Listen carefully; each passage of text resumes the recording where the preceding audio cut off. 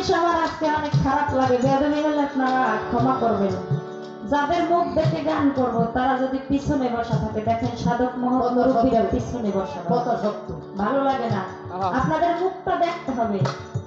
ভাব আছে যার গায়ে দেখলেই তারে চেনা যায়। ভাবের মানুষ দুইজন থাকলে সারা রাত তো তাদেরকে ইশারা করে গান করা যায় বাবা। এখন সাধক গান লিখছে, কে যাবি রে আমার দয়াল চাঁদের নাই, ডাক দিয়েছে পার হইতে আইতে যাবি আয়। এই কথাটা কিন্তু সমাজের অনেক মানুষের উল্টা লাগে বাবা, লাগে না? এখন এখানে আমি একটা কথা বলতে চাই বাবা, নূহ নবীর আমলে প্লাবন হয়েছিল না?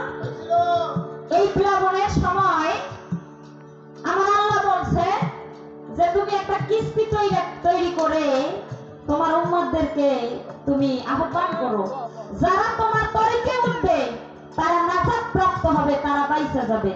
আর যারা তোমাকে বিশ্বাস করবে না, তোমার তরিকে উঠবে না, তারা ধ্বংস হয়ে যাবে। বলছে না বাবা? নূহ নবীর কথায় তার প্রতি ঈমান আনছে মাত্র 60 জন নারী আর 60 জন পুরুষ। 120 জন নারী পুরুষ মিলা সেই নবীর কিস্তিতে উঠছে বাবা। এখন নূহ নবীর আমলে তো একটা কিস্তি তৈরি করা হয়েছিল, সেইখানে উঠা মানুষ নাজাত প্রাপ্ত হয়েছে। এখন আমরা কোন তরিতে উঠবো, এটা আমাদের প্রশ্ন আসতে পারে না বাবা? আমাদেরও তো একটা তরি থাকা দরকার।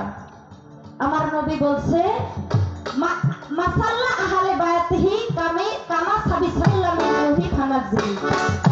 আমি নবী আমার উম্মতের জন্য একটা নাজাতের তরি রেখে গেলাম, যে তরিটার নাম হলো আহলে বায়াতের তরি।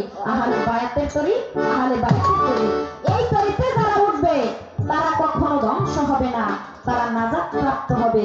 তাই বাবা, যদি কোনো লোক গুরুর দরবারে গিয়ে গুরুর হাতের উপরে হাত রেখে ওই তরিটা গ্রহণ করে, এই তরিটার কোনোদিন ডুববে না, ধ্বংসের পথে কখনো যাবে না। তাই কবি সেই দিকে লক্ষ্য করি।